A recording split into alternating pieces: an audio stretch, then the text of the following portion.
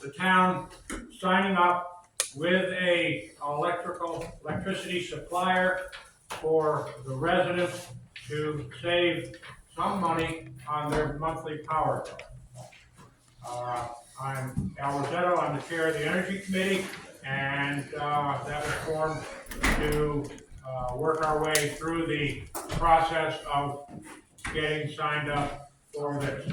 There, Andrew Hatch is from the CPCNH, and I'm gonna pass this over to him because he knows a lot more about this stuff than I do. Thank you, Al, and thank you everybody for coming. I see there's just a couple of folks just getting organized, so please make yourself comfortable. As Al said, I'm Andrew Hatch. I had to stand here. I'll speak loudly, but if you can't hear, just make it known and I'll speak louder. Most of you should have a copy of the slide deck presentation that I've got up here, and hopefully you can follow along. There's just another copy that we've got left, maybe two, that the folks have just arrived to share. And yeah, thank you again for coming out tonight. I have just come over from the Mount Washington Hotel where we had the New Hampshire Conference of Counties. So met with folks from all around the state, but it was hosted by Coos County. And just in the last 48 hours, we've had some outreach from some of your neighboring towns. Pittsburgh got in touch, Colebrook I met. So quite a lot of activity that's been happening in the North Country in the last year or so. You're probably aware that Stratford has launched community power along with Randolph, and both of those communities launched just this October. So what's happened in the town of Stratford is that folks who are on the default supply of Eversource, so they haven't gone with a third-party supplier, or folks who don't have like solar, so they don't have net metering. Those folks are on what's called default supply, and they are being automatically enrolled in Stratford Community Power. And when Eversource reads their bill this month, their meter this month, their next bill is going to say under the supplier side, Stratford Community Power. And instead of them paying the current rate that Eversource is charging, which is just over 10.4 cents a kilowatt hour, they will be paying 8.6 cents a kilowatt hour. And the residents of Stratford haven't had to take any action other than go through the process that Northumberland's embarked upon with this electric aggregation plan. So that's what I'm here to do. It's a public hearing. It's the first of two. And I will just walk you through what community power is all about and where Northumberland is, and importantly, isn't yet in terms of this process. I'm very happy to answer as many questions as you want to throw at me. If people want to ask them as we go along, just make yourself known and I'll get to you, or we can sort of cover things at the end, whatever works best for everybody. I was very pleased to see the Coos County Democrat posting of this, so that was good. I don't know if anybody has heard about that through that means, but obviously we've got a good number of folks here tonight, which is excellent. As I mentioned, Stratford, we have estimated in the next 4 months until the end of January, the residents of Stratford will collectively save about $13,000 on their electricity bill. So that's not nothing. In Berlin is about to move forward with a launch that's going to take place in March, all being well. And I'll come back to why I say all being well in a minute, but those are the three communities in Coos County that have currently moved forward and are a little bit ahead of Northumberland. So, just to start with the presentation, I'm just going to walk through the slides now. This is, as I said, the first of two meetings, and we just had a conversation, and probably the second one's going to be in January, probably on the 13th, but we'll obviously let everybody know about that once it's confirmed. So firstly, what is community power? Well, the idea, like I just explained in Stratford, is that communities can now get together and benefit from lower cost of electric supply by launching community power. And community power has been available in New Hampshire due to the RSA that was adopted in 2019. It's RSA 53E, and it allows organizations, municipalities, counties, cities and towns to group together and benefit from the collective buying power of a large number of residents and ratepayers. But it's all about energy supply. The most important thing to bear in mind is there's a lot of things in community power that don't change. Eversource remains the distribution utility. So back in 20 years or more ago, electricity in New Hampshire was deregulated. And what that means is that the utilities like Eversource are responsible for and can only profit from the delivery of electricity. So their responsibility is the poles and the wires, maintaining the uptime, if you will. If you have an outage, you still contact Eversource. And for all these years, folks have had the choice to go with a third-party supplier. Now I wonder, is anybody here with a third-party supplier? Yeah. Okay, so a few people. So there are a number of these suppliers out there. You know, we see Direct Energy, we see ENH Power. Are those ones you're familiar with? I was with North American Power a few years ago. That's right. And all these organizations offer a different sort of offering than the default power that you get from Eversource, because they offer you a term, a longer term, maybe at a lower rate, but they don't work in a sort of apples for apples way with the way that the utilities price electricity. The Community Power Coalition prices its electricity every 6 months, just in lockstep with the utilities. And on this little handout that I've given you that shows you the current rate card that is in force right now. So until the end of January, the rates are for Eversource 10.4 cents, and with the Community Power Coalition 8.6, and that's fixed through the end of January. Come the end of December, early January, we will announce, and so will Eversource, will announce a new set of rates that will run from the 1st of February to the 31st of July. So that's the process, and that has been in place for many years, and that's how we are able to provide an easy comparison for folks. Anybody that's on third-party supply would not be automatically enrolled, because we don't know what your arrangement is with your third-party supplier. You might be able to get power at a better rate. The good thing about what we offer is it's completely voluntary, it's completely flexible, and you can opt in and out of it at your will. No harm, no foul, no fees. So there are a number of other benefits to community power above and beyond just saving money, but it is the bottom line that everybody is enrolled with the intention of being able to pass on savings. And I'll explain as a coalition how we're building up this head of steam and how we hope to even increase the savings that we've been able to offer to date. As I just said, you can switch back to your Eversource default. You can go to another third party at will with no restrictions. The only delay is the time it takes for the utility, for Eversource, to get that information into their system. So it would be the next meter read that you would your wishes would be honoured.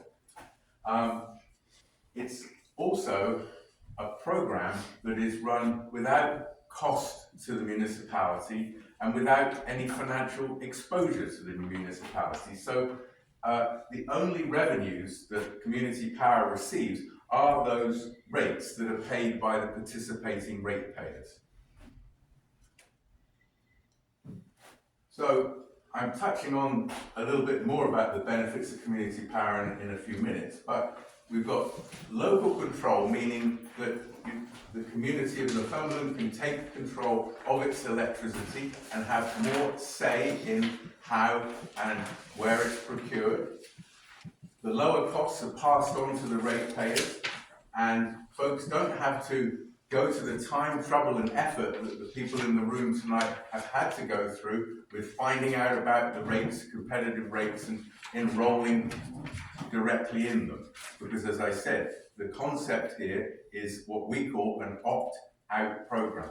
It is completely voluntary, but if you are receiving the default power from Eversource, you would have to step out of the program. You would have to get in touch with our customer service, just have an account number. We try and make it as easy as possible and say, I don't want to be involved in this.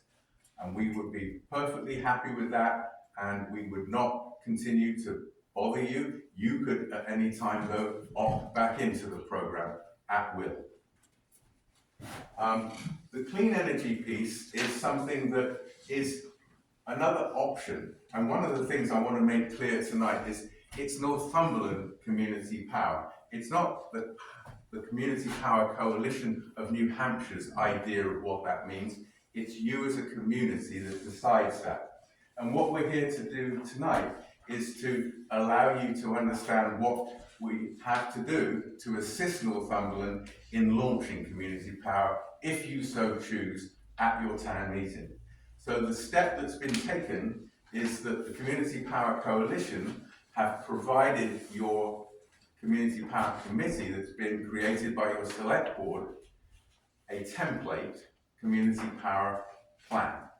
This template has passed muster with the Public Utilities Commission many times over, so we can make it very easy lift for Northumberland and any neighbouring community to adopt community power.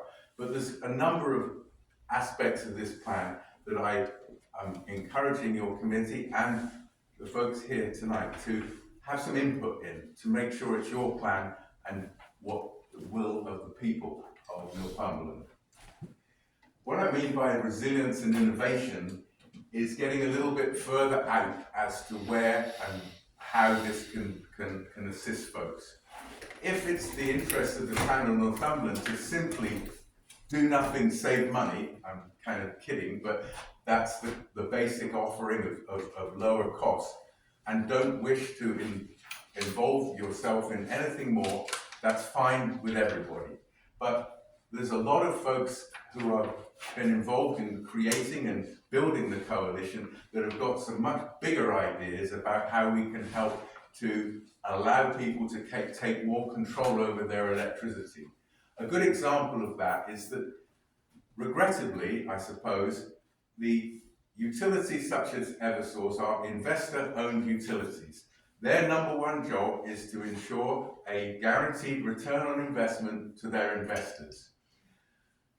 It has meant that over time, there has been less investment in some of the technology that exists today that can allow folks to lower their energy bills, frankly.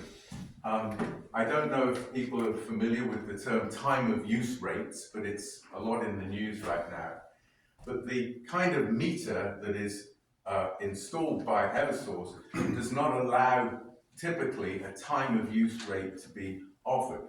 The idea is not new, but folks can, with a time of use meter, use their electricity more carefully at off-peak hours and at a lower rate. But that is typically not available to folks right now. So that's a good example of a kind of innovation. And there's a lot of other things that are going on in the marketplace that we would hope that Northumberland would be able to leverage down the line. The important bit on this slide is Northumberland Community Power will only launch if it is able to initially offer residential default rates that are lower than those offered by the default utility service Eversource. So that's the commitment in this plan. If you were ready to launch, we would not be able to assist you in that until such time as the rates that we were offering were lower than those of Eversource. I would say, since our launch, our rates have always been lower than Eversource. There are reasons that we can do that, and I'll get into that again in a moment. So just to reiterate where we've got to so far. When Community Power launches, most customers who are on default power will be automatically enrolled unless they choose to opt out, because it's a completely voluntary program. We try and make it as easy as possible for that to happen. Eversource will continue to deliver the electricity. Folks who are with third-party suppliers will remain with their supplier unless they want to opt in. And I would say at this point, is anybody here also on net metering? Do people have solar or micro hydro or anything like that? Gentlemen here. So right now, we can't provide those customers with a way of reimbursing them for their surplus generation in some cases. So again, we do not automatically enroll somebody currently who has solar net metering. It's not that everybody who has solar net metering would not benefit, but we need to have a one-on-one conversation. It's never our intention to inadvertently enroll somebody at a financial disadvantage. And Community Power will be self-funded, and the rates that are set are how we fund the coalition, and no taxes will be used to cover any of the program expenses, including anything that's involved in setting up the program. This little flyer here shows you the rates that are on this slide. And so here we've got the offerings. So on the top there, you've got the Community Power Coalition's offerings. And as you can see, there's one in blue, that's the Granite Basic. That's what we would be suggesting that Northumberland would want to launch Community Power on. And then the ones in green above it are the ones that folks can opt up to. And they are all offering slightly higher levels of renewable content, up to and including 100%. It's a voluntary program. It's a way that folks who believe in the benefit of renewable energy can express their commitment to that. It does require a slight premium. And the reason for that is that the way that we make that power greener is by purchasing renewable energy certificates. It's a little bit of a weedy subject, but just basically the idea is renewable energy certificates are produced by, in our case, we only buy locally in New England, mainly in New Hampshire and neighboring states. The renewable energy generators create renewable energy certificates, and they are traded on a marketplace, and so they receive income from those renewable energy certificates. And we buy those in order to provide the green power. The electrons that come out from the poles and the wires don't know what color they are, they don't know where they've been produced, so this is a completely sort of artificial construct, but it does actually help to support and generate renewable energy in New Hampshire. So that's largely what this slide's about. On the left-hand side, you can see that there are two ways to reach out to the coalition and express your interest. The main one is that we maintain a website on behalf of each of our member communities, so that when Northumberland Community Power is ready to launch, you would have your own website that would be managed by the coalition. And if folks want to leave tonight and check that out, you can go to our website and see all 60 of our different communities. You could go and look at the Stratford one or the Randolph one or anywhere else in the state and just get an idea of what that looks and feels like. But we don't just rely on the internet. If folks are not comfortable with using it, we also offer live representatives who are available through a phone call during business hours. These folks are, and I say this jokingly, not 1 minute serving Community Power customers and the next minute offering you an extended warranty on your car. They are trained individuals that understand and can answer questions. And if they can't answer questions to your satisfaction, there is an escalation process. And I'm one of the people that escalations come to. We want everybody to be happy, clear and feeling very comfortable with community power. And we do our very best to make everything quick, easy, and simple. So all you really would need to have would be your Eversource account number to start a conversation. I would say it is important to bear in mind that it needs to be the person who is the name on the account, because what actually happens behind the scenes is that we get all the information from Eversource and we upload it onto our databases, and we have a lot of data security and privacy that we take care of. So we can't just sort of talk to anybody about people's personal account information. So we do require somebody with that authority to be reaching out. And as I said, everybody can opt in, opt out, opt up, opt down at will, and the only thing it'll take a meter read cycle to meet the wishes. How are we doing? Everybody happy with where we got to so far? You have a question there, sir? Regarding this rate of 8.6 cents right now, is that a flexible rate or is that a fixed rate? Well, it's fixed over this 6-month period, so So it's fixed for that 6 months, Yeah. but it could change I don't in the next 6 months. It certainly could. And by the time I come to visit you on the 13th of January, I'll be able to tell you what that rate will be.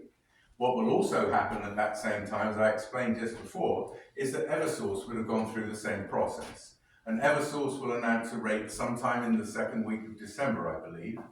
And we, as the coalition, will be announcing our rates for the same period at the end of December or by at least the 1st of January.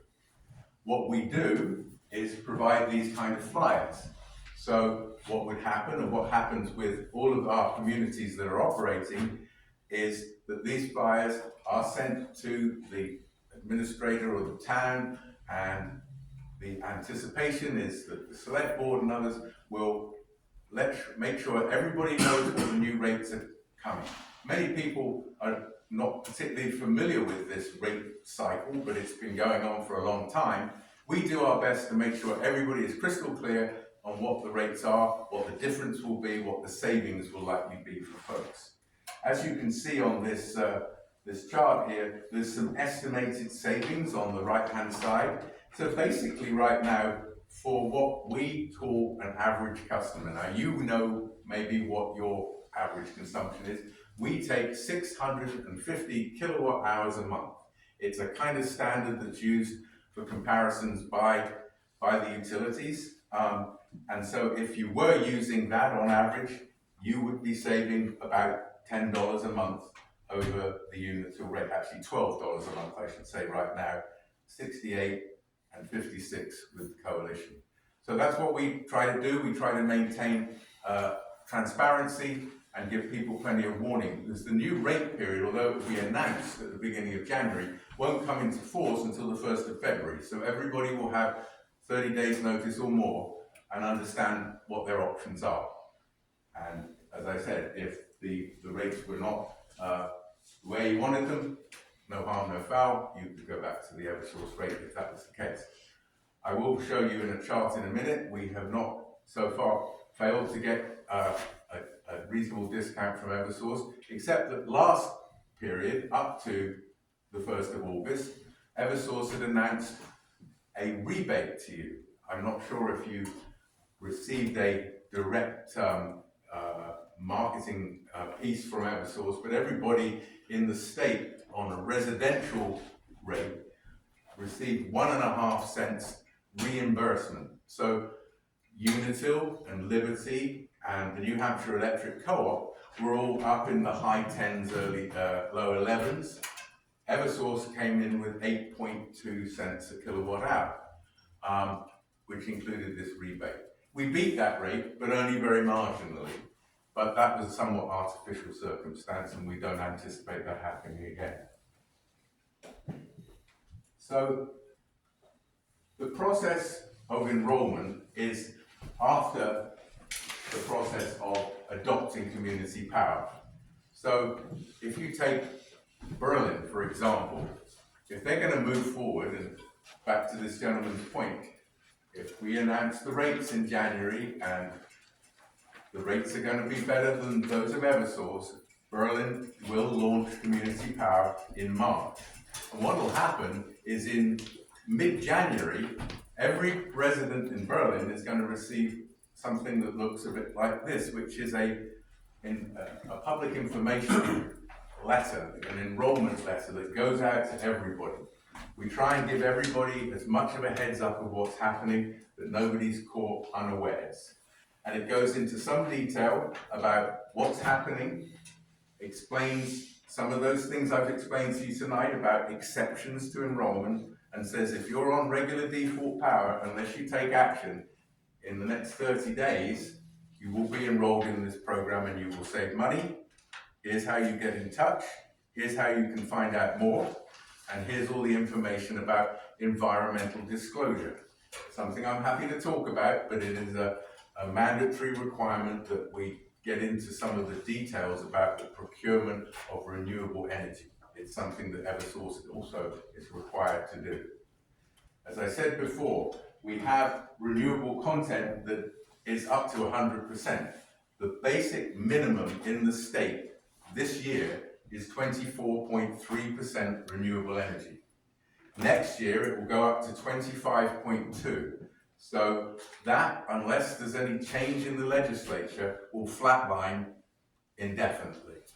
So that's going to be the benchmark, 25.2 in 2025, and then we will continue to offer the 33, 50, and 100% options. This slide reviews what I said before about 30 days prior. There is another option on this slide that just says you can also email the coalition if it's another easier way for you to have a more detailed question you need answering. And everything else I've already covered. 30 days in advance, no penalty, no exit. Yes, sir. I just had a question. It's the basic rate is 8.6 cents. Yep. And that's what the town going in. If I wanted to say do 100% renewable, could I do that, or does the town have to opt in on No, that? no. A good point of clarification. And that's what I was talking about opting up. So it's down to you as an individual. The town would adopt a default rate, and I would anticipate you would adopt the default rate at the lowest rate, the grant basic. That's what most communities choose to do. And then it's a personal decision for anybody to opt up. And indeed, if those rates change and I don't know, gone for the clean 100 and it's 12 cents, but suddenly the clean 100's gone up by 2 cents or something, you might want to drop down to clean 50. That's totally your prerogative, and you would just have to take action in the ways I've already explained. Just to reiterate, there's very little that changes in your relationship with Eversource. Eversource are not in any way harmed by community power. As I said before, the concept of third-party providers has been around for many, many years. In Eversource's world, we're just another third-party supplier. So the folks in the room who have gone with another third-party supplier already know this, that under the supplier line in your Eversource bill, you'll see a Direct Energy, a North American Power. And in this case, you would see a Northumberland Community Power and the prevailing rate. And that's the only thing that would change on your bill. As I expect most people understand, there are two sides to your bill, the supply side and the delivery side. This is all where Eversource makes its money. This is all to do with Eversource's rates. I'm sure some of you will have heard in the press that Eversource was talking about 45% increase in distribution charges over the next 5 years. They've already introduced some part of that already, so your rates have gone up. I think the customer charge has gone up a bit, and those rates fluctuate. But every one of these line items is dictated by how many kilowatt hours a month you use, and it's the same for the supplier as delivery. We don't have any control over the delivery. The Public Utilities Commission is responsible for regulating Eversource's application to increase its rates, and it's very much between the Public Utilities Commission and Eversource. I think I'll leave that there. So, I'm very much getting close to just summarizing what community power is about, and then I'll just touch on what this plan's all about, and then we'll be pretty much wrapping up, other than just to give you a little bit of an idea about what the coalition's been up to. So we're taking steps. The check marks mean the select board has voted to join the coalition. That is a non-binding commitment, meaning that if Northumberland, through this process, decides it doesn't want to move forward with community power, no harm, no foul, you can exit the coalition. But what has happened is you are now availing yourself of the resources and the experience of the coalition, and we're helping you to take these steps through the process. They've established a community power committee, and that committee is working with us on refining what the Northumberland Community Power Electric Aggregation Plan is going to say. And that's where we are today, having a public hearing to collect the community input and explain what this is all about. The next steps after these two public hearings would be to submit a final draft of this plan to the Public Utilities Commission and put a warrant article on your town meeting warrant, asking the town to vote not to launch community power, but to empower or authorize the select board to act at their discretion. Meaning that, you haven't necessarily set things in motion. There's no timing on this. It's down to Northumberland being ready at whatever point it wishes to do so. But those are the requirements to get this opt-out program working in your town. Coos County is not organized as a county.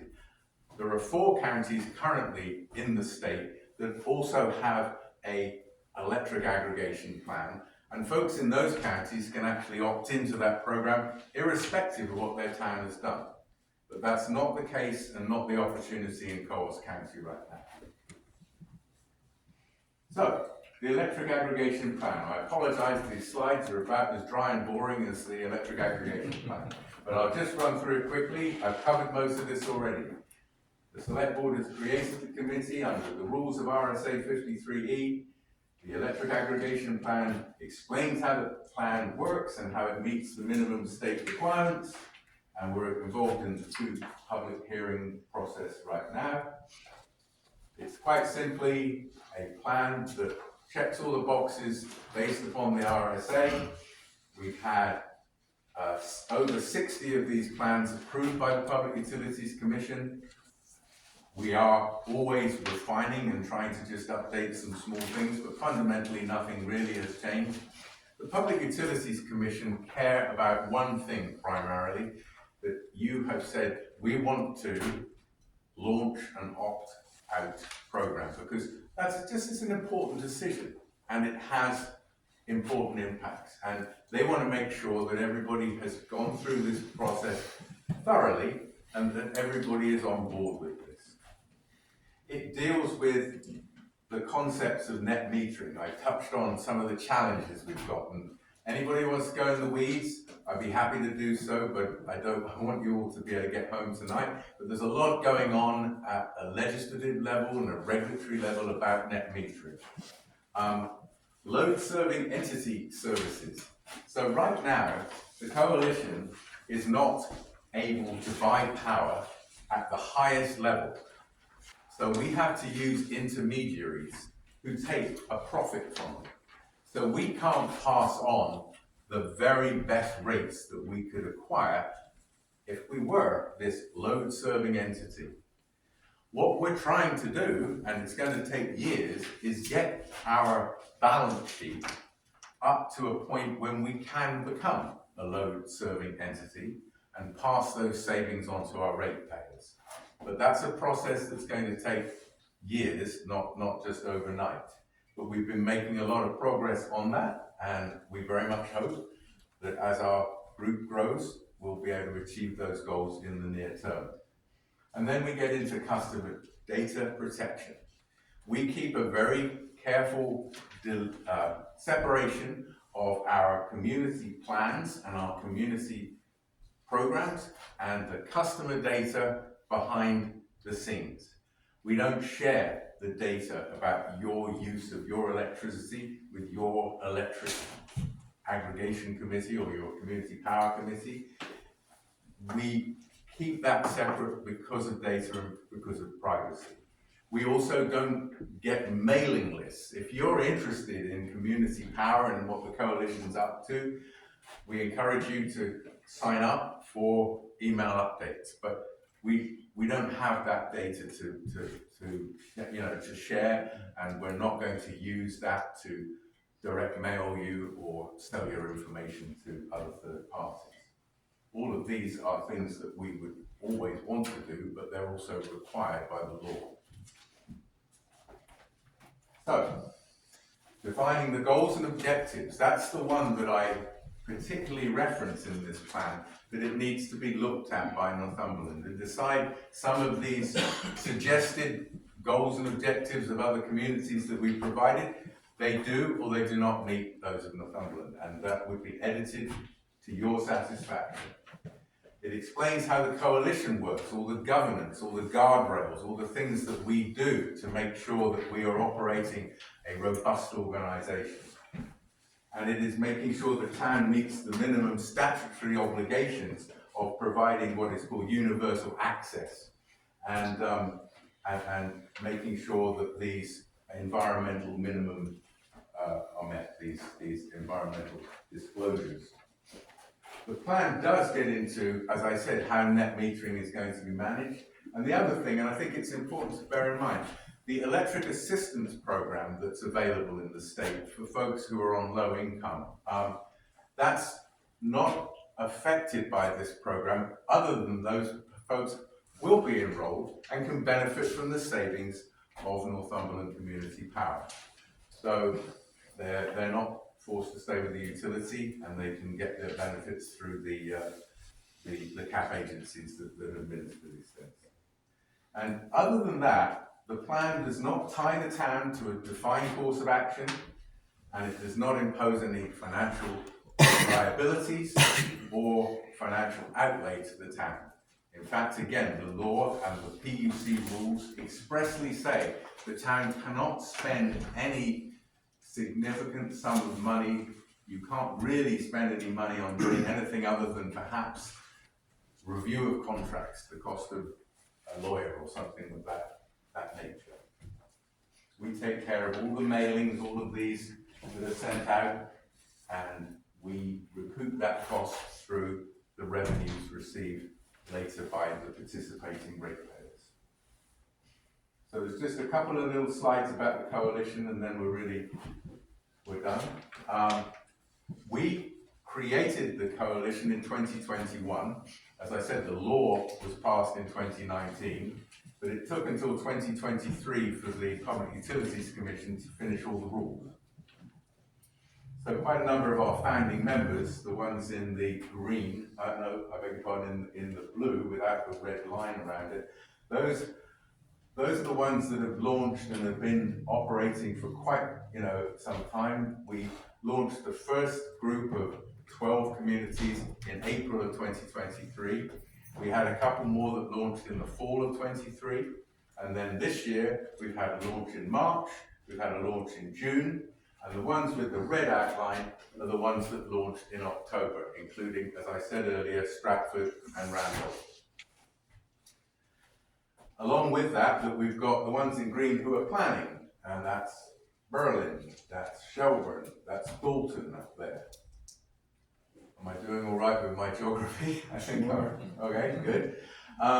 And we have 63, but that slide's out of date, 65 now, because Northumberland and Meredith were added and inducted at our board meeting after this slide was produced, and the 4 counties I mentioned. So actually we're up to about 39% of the population of the state so far, serving over 170,000 customers, which makes us the second largest provider of power in the state after Eversource. And we're continuing to have the conversations, as I alluded to before. So it's a transformational size and scale. The coalition was formed by passionate people that have made it their life's work to bring community power to bear. Our board chair, Clifton Below, has been a public utilities commissioner. He's been a state rep, and he's been a state senator, and has been involved in energy for all his life, and him and a number of other passionate individuals have been working behind the scenes to make this a reality for many, many years. We have a board. We are we are a non-profit public power agency subject to right to know laws. So we're a government instrumentality. We have to report and be as transparent as a select board would have to be. We are subject to right to know. Our board of directors are selected from our membership. You have 2 members who have joined the coalition, and as your representatives, you have David Oja and Al Rosetto. There is no implied obligation for them to be involved, but everybody is invited to get as involved as they are comfortable. We could not have done this without the volunteer effort and the expertise of our members. And each community has 1 vote. So it doesn't matter if you're a large city or a small town, you can have as much voice in the future of the coalition as any other community. And at our April annual meeting, 1/3 of the board will be up for re-election. And then again, we have 7 committees that manage all the governance of our organization. And again, all of those are members of our membership and their electric aggregation committees. And there's a lot of expertise, not only just municipal membership, but people from power, the background of power procurement, from utilities. And so there's a lot of know-how that's gone into this. But along with that, we do depend upon robust third parties. We partner with Ascend Analytics, that's a globally recognized organization that maintains a very close watch on the market trends of power, and they advise our risk management committee on power procurement. Going back to how do we manage to get an 8.6 rate versus 10.4, it's due to the active portfolio management that we call it. So we're buying contracts. While I've been talking to you, the price of electricity has probably changed a dozen times. And so although we set a rate every 6 months, we procure power over a variety of periods, from as short as daily to monthly to annual contracts. And that mix gives us the opportunity to pass on savings, to leverage opportunities in the marketplace, but also to protect our ratepayers from rate shock.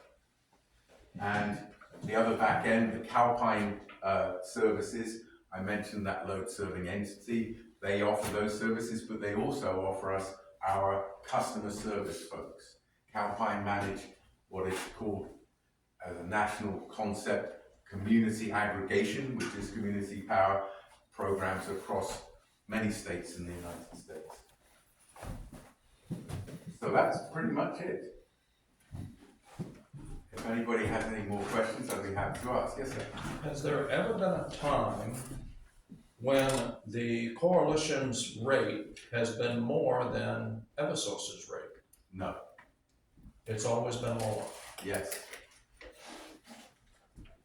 Eversource, as I said before, is a regulated utility.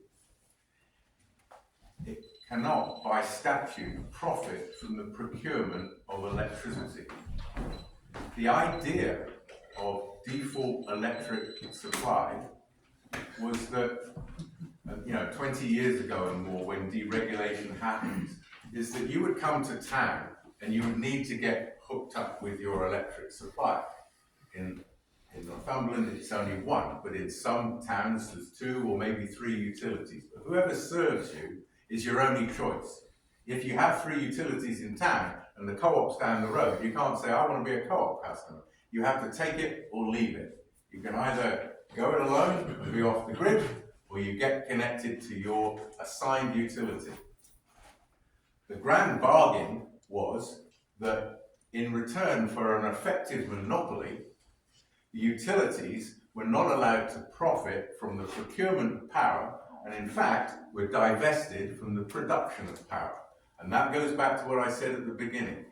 Utilities, Eversource, are responsible for and profit from the distribution of electricity, irrespective of the production and the procurement. Okay? So, they aren't allowed to make money on it, and more importantly, they are very much restricted on how they go about procuring that power. There's 2 dates on the calendar for Eversource. There's one in December, and there's one in June. And they metaphorically pick up the phone, put it out to bid on that day, and the contracts come back, and they pick, presumably, the best rate available. We can't see those rates. They are all redacted. They do have a certain responsibility for publishing rates, but the details are redacted. The only people that know about those are the Office of the Consumer Advocate at the Public Utilities Commission, and they make sure that there's nothing inappropriate about that procurement. But because there is no profit motive, and because they are hampered by that restriction, we do tend to find that rates, not just from the coalition, but from other third-party providers, can be competitive, and that is what we have continued to leverage. Is there any other questions? Yes, sir. I can imagine that legislation, potential future legislation, could have a serious impact on what you are doing. Does your group engage in supporting lobbyists, or do you do any active lobbying directly or indirectly?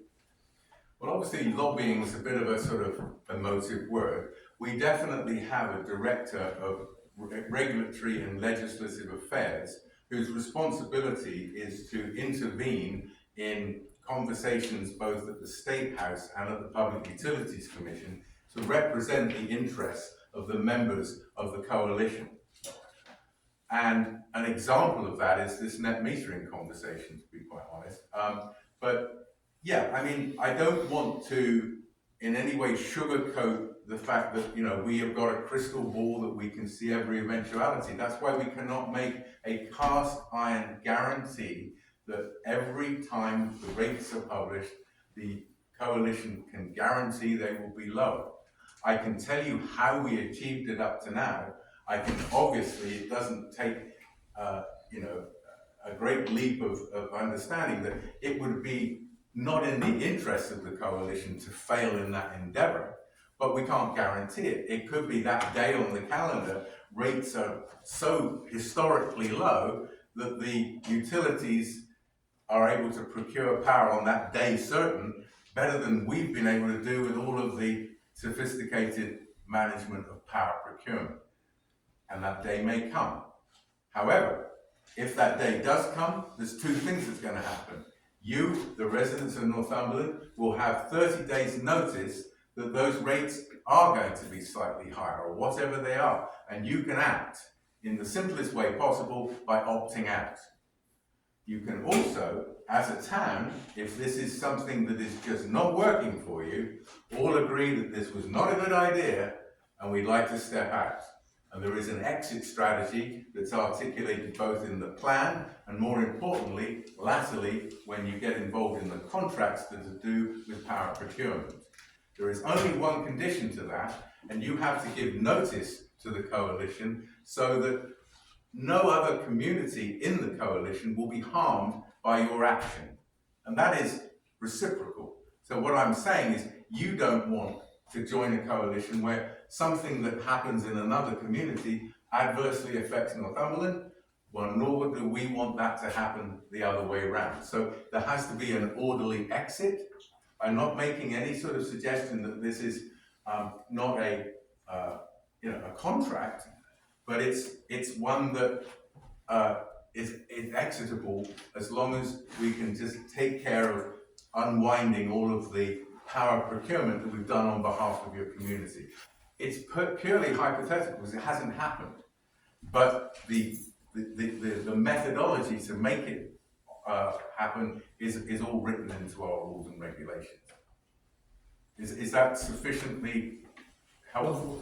I think you came close at the beginning and then you veered off in Or did a I? slightly different Okay. direction. It's been a long day. But I'm okay with your answer. I just thought it was kind of a yes or no question. And I didn't get a yes what or I a no wanna- answer. Okay, well, what I don't want you to leave tonight thinking is that we are building up a pot of money to become a bunch of lobbyists on behalf of a radical organisation. What we are doing is trying to make sure that there's a counterpoint to the position of the utilities who've had a pretty much open opportunity to get their interests represented at the legislature and the PUC, but not those of the ratepayers of New Hampshire. I appreciate that too. And I think most people do. I'm not trying to criticize, I'm just trying to understand. No, I applaud and appreciate your question. It was an important one that I should have perhaps spent a moment or two more talking about. But no, and again, I would reiterate, it's your coalition if you choose to go through this, and we would encourage your interest, input, and support on what we choose to do. I'll give you a couple of very small examples of things that have happened. If you can imagine standing here a year ago, we've only just launched, a dozen communities. We don't have any numbers. It's all good talk, and there's a lot of skepticism of whether we're going to beat the rate again, and it all sounds too good to be true. Well, what I can tell you right now is that the hard fact is we have saved the ratepayers of our participating members $15.5 million off of their electric bills. That's a fact. What we've also been able to do is put money aside to build that creditworthiness of the coalition. It currently stands at about $8.6 million. Earlier this year, that amount of money was actually $10 million. The reason why it's gone down is we've launched 42 communities in the last 6 months, and that costs money. And it's the money that we have to expend because we don't burden the town of Northumberland with the cost of launching, but we don't have the revenue until you've paid a bill cycle. You understand my point? So, we're building up that creditworthiness to basically benefit our membership by bringing even lower rates at a future time. But everybody that is involved, we bring in new ratepayers, and we also bring in new expertise, and that's what's powering the coalition. So what we just announced at our board meeting last month were 3 new programs. One is there's an annual rate. Everything that we do other than this base rate is optional, so you have to opt into it. And the annual rate is actually for commercial and municipal customers. I didn't ask, is anybody here a business owner? Do you have a business that you pay electricity on? We serve both residential and commercial businesses. So the town is a commercial business. I don't know if, and maybe you know, Tammy, whether the town do you have a third-party supply or do you pay? Okay. So a lot of our member communities have launched, and all of their residents and small businesses are on community power, but their municipal accounts are with a third-party supplier. And they've said to us, well, we need a budget. We need to be able to set a budget in October and November and take it to town meeting, and we need to have a number that is going to continue through a whole year, at least, so we've got certainty. So that's what we've just introduced. We've got a rate that's going to come into play the 1st of January through to the 31st of December 2025, and it's 8.9 cents. And we've had a lot of our member communities with their municipal accounts expiring on a third-party contract that are now jumping onto that rate. And we're going to introduce another rate. Are you a calendar or a fiscal year? Calendar. Okay, yeah. Most towns are, but there are a number of towns that are on fiscal year that runs July to June. So we're going to have another rate that's available for that year cycle. And also, again, with our philosophy of complete voluntary opting in and opting out, those communities who are going to take that rate, they don't have to stick with it, but they can sign in and they can get that rate for the rest of the year if they join in February or something. So, you know, that's a very important, big new step for us. We're also offering a service which is to do with solar customers, where people are selling their renewable energy certificates. And as there's not too many people in solar right now, I don't want to get too much in the details, but people who are getting net metering will find this very attractive, that we want to pay a better rate than they can sell their renewable energy certificates elsewhere. So that's a really good thing. And the third thing is that we've just announced a contract with a solar developer, and so we've got some opportunities for particularly municipalities to buy into a renewable energy producer and to benefit from that, because it's a particularly preferential program. So that's just a flavor of a couple of things that have come now in this new second year of our operation, and that's going to continue. We're trying to be innovative and bring opportunities and save folks money, but the base offering is always going to be the same thing. You know, the lowest rates that we can find in the state. Yes, ma'am. Now, if this gets voted in at town meeting to jump on this, does everybody that wants to, is it gonna be town-wide just automatically, or does everybody just have to call in? No, it's the first thing. It's an, you know, so again, it's not a tagline, but I sort of say it to help people do nothing, save money. So if you voted to take action at town meeting and empower your select board to act at their discretion and launch community power if it so chooses, then once that process starts, you would be on track. We do coordinated launches, so it's not like, you know, snap your fingers and we're off. It's you get on the next train, if you will. And so the next train is March. The one after that is June. So the fastest way that Northumberland could launch community power, have to get its skates on, would be June of next year. And possibly there'll be an opportunity in October. Those are the three periods this year that we've done.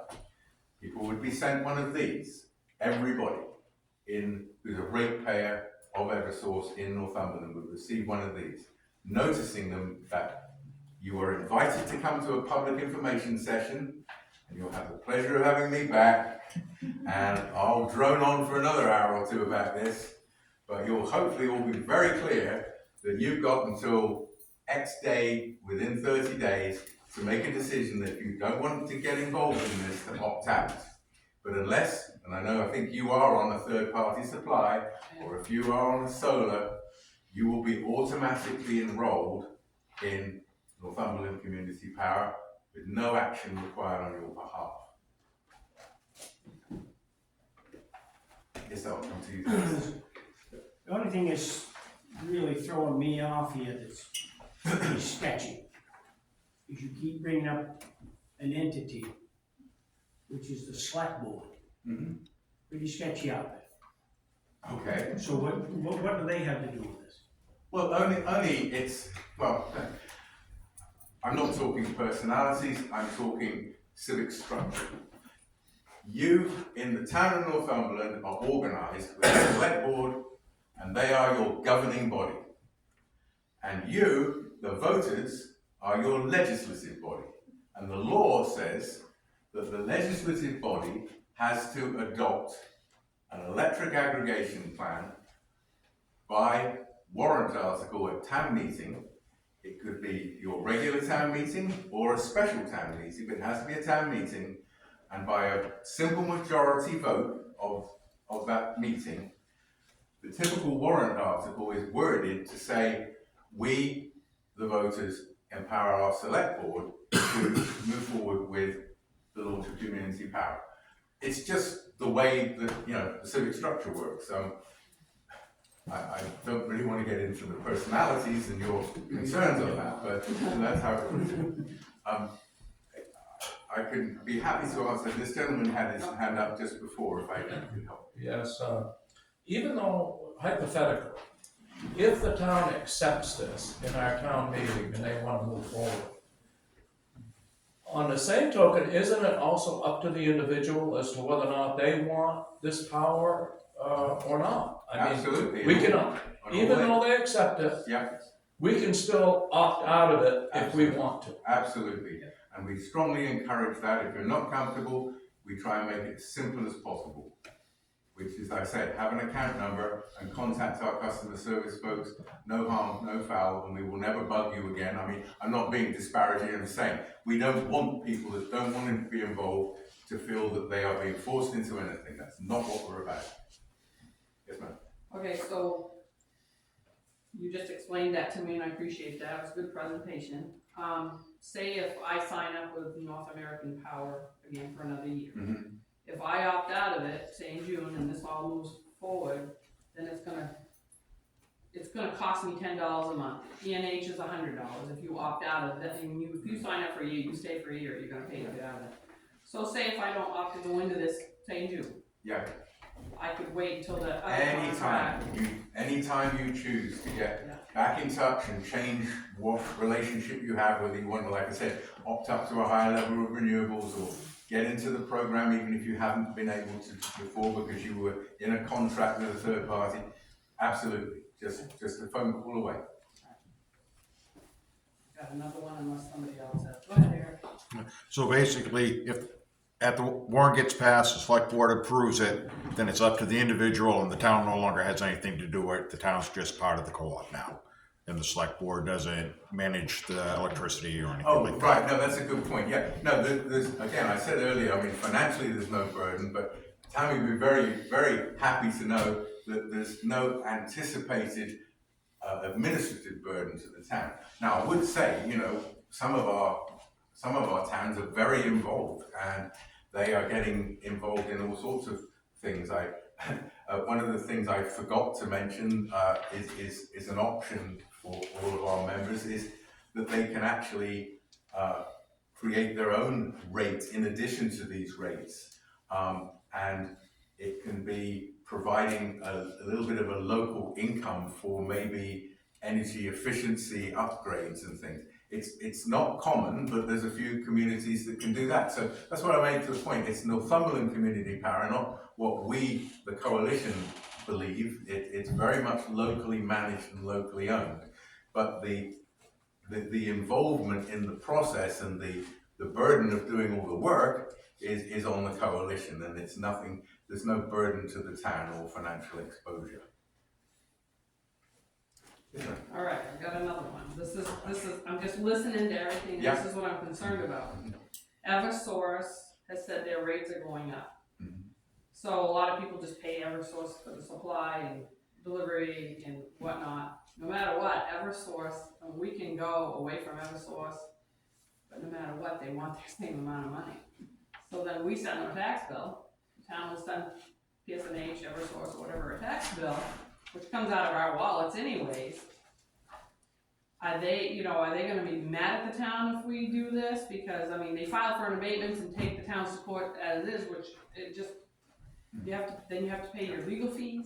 You know, I've seen it all before. Well, I know how anybody could make that association, but I've tried to explain from a profit standpoint, from a legal standpoint, that you know, it's nothing to do with community power. This status of a third-party electric supplier has existed for 20 years now. You are on it. For a few years. I don't think Eversource has come around and put a big red cross on your house and says, don't get her back up on a power outage until after everybody else has said. You know, honestly, that is just not the way it's set up. And as I said before, Eversource can't profit from this. The idea about default power originally was, as I said, get hooked up by the utility that you're forced to use and then go to your third party. That was the whole idea of deregulation 20 years ago. But statistically, only a handful of people in town, typically a lot lower than 10%, like single-digit percentages of people like you that have taken that step and stuck with a third party. It hasn't worked. That's an opt-in program, and they don't work because you can't get this sort of critical mass where you can get these savings. And that's really the whole fundamental nature of why the community power law was passed. That the legislators saw it was in benefit of the ratepayers of New Hampshire to have this opportunity to create this opt-out program. Alright, so they're not gonna put a big red cross on the town of No. Northumberland for doing that? No, 'Cause I absolutely looked down not. at this list, and any appeals filed with towns on public service for the year 2023 is on this list. So, Well, that just made me a little nervous. but the point is that, again, the only role of Eversource for all its customers and the town of Northumberland is on the transmission side, the delivery of power. Yeah, they Poles hold the and wires wires. and the poles. Yeah, and that's gonna continue. I mean, Yes, we have no involvement, no business to do with that. And We're there not should be keeping no ourselves in impact, and they should show absolutely no preference or discrimination. And if something like that were to happen, I would strongly encourage folks to be talking to the Office of the Consumer Advocate, because that's illegal. I have one more unless somebody else wants to go ahead of me. I had a whole list. You did? I did. How far are And we you've through done the list? very well, Am I because doing most all of right? them I'm not even asking. Oh, because good. you answered them Okay. for me. Al and Dave, are you working closely with the selectmen on this? Because he's brought up the selectmen many times, and what is Well- troublesome to me is none of them are here. So I, There is one of them here. I mean, I go to the Board of Selectmen meetings, as you know. The Community Power Committee, works for the Board of Selectmen. We're appointed by the Board of Selectmen. And so, I try to keep them in the loop. We have the 2 public hearings. We run the meetings, regular committee meetings, open stuff. It seems to me that, CPCNH and the whole program is a, benefit to the ratepayers of the town, not a big benefit, okay? It's $5 to $10 a month, depending upon your energy consumption. And I have net metering.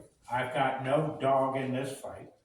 So, but I care about the community, and even though it's not big money, it is a savings. And I've talked to Canterbury, one of my friends is a selectman down in Canterbury. They were one of the early launch towns, and he's echoed everything that Andrew has said. Initially, there were larger savings when they first signed in, because Eversource was up real high, and these people came in, and then when that rebate smoke and mirrors thing came from Eversource, where they arbitrarily gave us $0.015 back, no one knows why, but he said the difference was very small. I think it was a couple of tenths of a cent, but now it's moved back up to about 2 cents per kilowatt hour. And so, I think this is just, I think the legislator's thrown us a bone, not a very big one, but it's the only thing we're gonna get. So I think that this should be approved at town meeting. You can get, the individuals can get in and out with a phone call or email. The town can get out of it. Yes, there's a little bit of paperwork, like going to the bathroom, but it can get out of it with no cost. And so, it seems like it's as good of a deal as we're gonna get. right, so this plan really is as good as the people that are advising it, which are you and Dave. Right, Dave, and Which I trust me, have Dave Ozier has taken the lion's share of the I know. work. And I have full trust in both of you, I do. But, do you have anybody that, do you want, how long, are you in this for the long haul? Do you have some other I'm people gonna in be mind? 76 years old, there's no long hauls for me.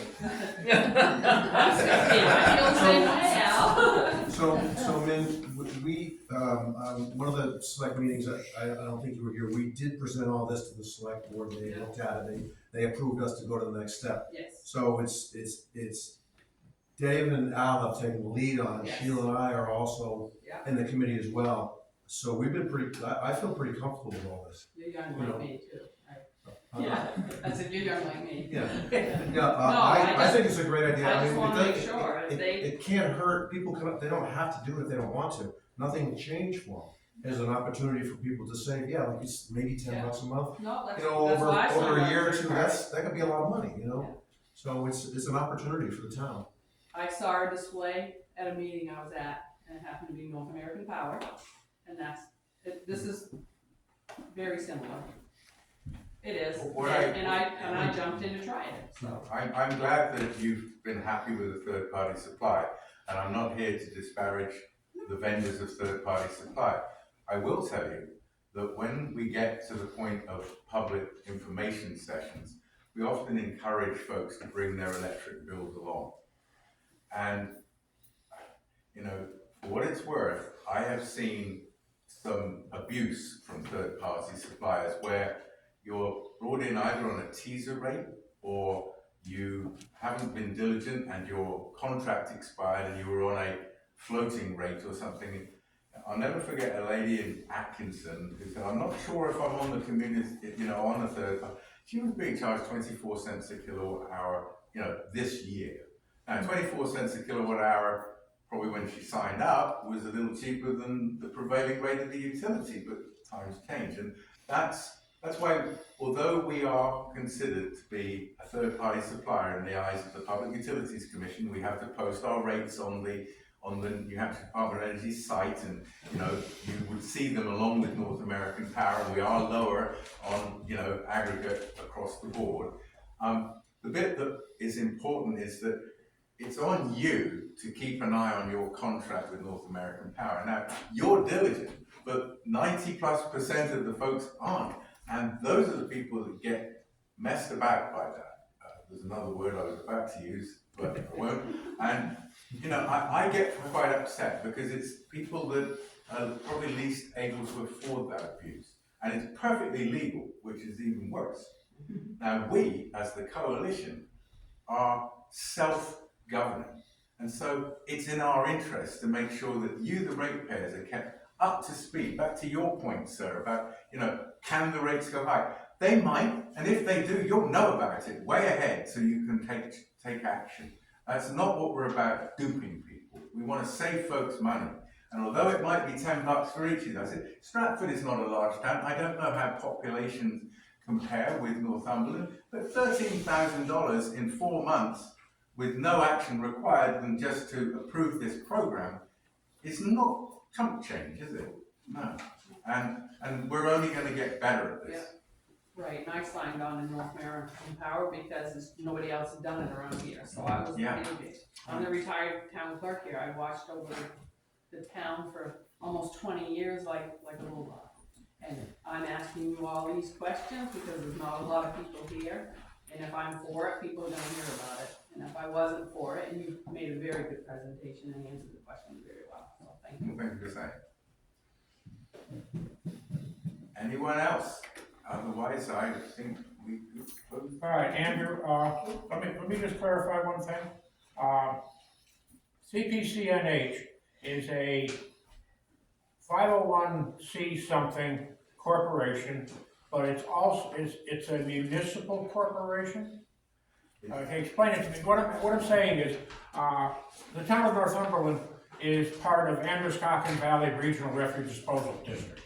It is one of the 9 member towns, and I'm the representative to that. And the district exists to benefit the member towns. It brings in trash from other New Hampshire communities. Very little of it comes in from out of state, but it brings in an enormous, 300,000 tons of trash, and 30,000 tons of trash is from the district, but the rest of it has to come in to maintain that thing. And currently, the member towns have the lowest tipping rate of anybody bringing trash to Mount Carberry. So, and it's benefited the town because of their they got it signed in early, and the town did have to put money into it for a long period of time, but now it's self-sustaining, and we're reaping the benefits. Is your corporation the same type of thing? I wish I could sort of say yes or no, but I don't know enough about it. There's a few things that you said there that are different. A, that it was an endeavor that started to pay off, but initially it cost tons of money. As I've said earlier, this program, there is absolutely zero financial involvement of the town of Northumberland one way or the other. It is a construct that it lives separately to the town of Northumberland to benefit all of the ratepayers of Northumberland without bringing in £300,000 of trash. Tons. Tons of trash.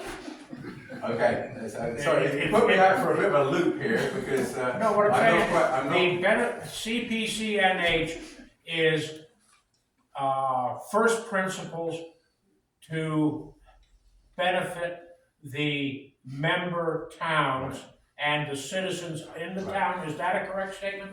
Yeah, I mean, but it's a joint, what it's called technically is a joint powers agency, which is another RSA that allows municipalities to club together for its mutual benefit.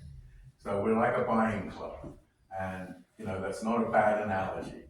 But we're also a non-profit, which is true, and we're also a government instrumentality, means that we are subject to full transparency and right to know. So on our website, you can see all our contracts, you can see our budgets, you can see our performance. We are here to serve you and benefit the community. So that's the best way I can put it. Yeah, okay, thank you, I'm just trying to understand it, thank you. All right, anybody else got any other questions? Sheila? So the rate that the coalition sets, the whole state gets? Yeah, it's one, this offering, which is the baseline where Right. people have to opt out of it, that is the same for everybody. Okay. And do numbers for each town make a difference to the coalition? I mean, let's just say we pass it and only 100 homeowners decide they really wanna go down Oh, I this road. understand. Does that No. enter into the? No, it wouldn't, and I mean, if you take the most extreme extrapolation of that, obviously if everybody opted out in every town, Alright, it would be a massive failure. But I don't understand why that is a remote possibility, because we wouldn't be standing here today if people wanted to sort of proactively act to save themselves money, let alone act to, get out of something, so it just doesn't make sort of intellectual sense. It isn't fair to sort of say that we have 170,000 customers right now. If we had 370,000 customers, could we buy power any cheaper? Maybe a little bit, but that's not quite, it's not an exponential relationship between that. I mean, it is significant and it matters, but it's not the only factor, because what we're doing is buying power on the markets. So we've got to have enough power to buy. Just throwing around numbers that make me shake my head, we have procured in the time we've been going, which is less than 18 months, it's called a terawatt, and that is 1 million megawatts, which is a lot of power. And that is about $100 million in revenue in 18 months. So this is not an insubstantial organization, and its growth has been quite aggressive, beyond the expectations of most folks. But we have a group and we have staff, our CEO, Brian Calman, comes from the New Hampshire Electric Co-op, and before that a career of over 30 years in power procurement, including the state of Vermont. So he's a New Englander, and he spent his most recent career at the New Hampshire Electric Co-op, involved in power procurement and also introduction of innovative products. So he is a very experienced CEO, and then we have people under him who are responsible for managing all of the departments in the organization. But we are going to maintain a lean organization, because we don't want to burden our ratepayers with big sort of costly organization. You know, we're non-profit, but you probably know, non-profit doesn't mean that, the people working in the non-profit not necessarily getting very, very well compensated, but we're very public about it, and we're trying to keep everything, as affordable as possible and pass on the savings to our members. And we have these meetings. We have an annual meeting. We've just had our full member meeting, and that's sort of like a very geeky meeting about all of these new ideas and products. But underpinning all of that is a lot of structure and a lot of thinking that is, how do we build this from the ground up that can expand this big and still be managed well and effective and all of that. And I've been amazed at seeing how robust this has been. I mean, for example, our contracts can have to, by law, be identical for everybody. When we get to a conversation about launching, there's going to be a contract that the select board would have to enter into. And everybody has to have exactly the same contract, because that's how we organize. Everybody's on the same page with that. And this contract that was written before anything happened has only had to be updated in one way, and that is to accommodate an additional concept of these counties. But everything else has passed muster in this 2-year growth from 0 to $100 million. So the people that thought this through are far smarter than me, and I'm very impressed. And I think even those people who've been watching this have been very satisfied with where we've got to today. But, there is a lot of opportunity to take this even further over time. Yes. I don't want to keep people too much longer, but the scenario for you, and so you guys buy a block of power for 6 months. You have the data on how much power you need to buy to accommodate for everybody. If you have an extremely cold snap in the winter, or you have a really warm snap in the summer, and you need more power than what you've originally intended to have in that period, what happens? Yeah, that's a good question. There's two things to bear in mind. One is, because we've been growing so fast, actually, all of the sort of basic tenets of power procurement strategy are typically challenged by that, because normally the way that the market is this sort of fairly static amount of power, and you're trying to sort of procure around the edges for those kind of eventualities. But we've got that plus our growth. But right now, with this growth, we are acquiring power without as much data as we would have once we've sort of stabilized a bit. The quickest answer I can give you is our reserves are, the backstop for that, the $8 to $10 million. If we had, if we needed money to procure for totally unexpected spikes like that, we have those reserves. That's part of what we're doing. Is what we turn those reserves into is actually called operating days cash on hand. Yeah, but you wouldn't come back to the customer and say, hey, we didn't figure out that power, we need to charge you No, for that. No, we can't do that. No, absolutely not. But the converse of that is like, when we started was in the crazy time. I mean, when Eversource procured power in December 2022, is it? 22, yes. And that winter, the power spiked. You all paid 22 cents a kilowatt hour for 6 whole months, because it was a very bad day in the international energy market because of the war in Ukraine, the scarcity of natural gas and all this, that made those prices go through the roof. So there's an example of an extreme act that was just because the utilities had not procured power in a more, I don't know if the word responsible is right, but a strategic way. And so you just got hit with it, but you didn't just get hit with it for that period when the rate, because if you remember, the whole world went crazy for a short period of time, and we thought we were going to run out of natural gas. Well, it didn't happen. And then suddenly the prices went through the floor, and power was very cheap, but you were saddled with 6 months at 22 cents a kilowatt hour. Because that's the way the market goes in a regulated utility. we wouldn't burden our customers with that because of the way that we procure power. So I hope I've answered your question. Yeah. You know, there are some, you know, doomsday scenarios that we could all enter into when I can't answer with any degree of certainty, except to tell you that the contracts you will enter into completely remove any liability of the town of Northumberland to this. The worst thing that could ever happen to anybody here in Northumberland is you would be rather unceremoniously dumped back to Eversource and say, thanks very much, sorry about that. That's the bottom line. I'm not. Oh, just to comment that it's great to have Andrew here at this public hearing. We on the committee did not know all of these answers when we started out.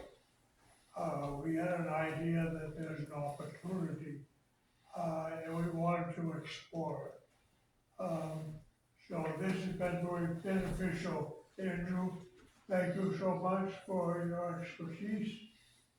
And if you didn't know it, he's gonna drive back to Washington tonight.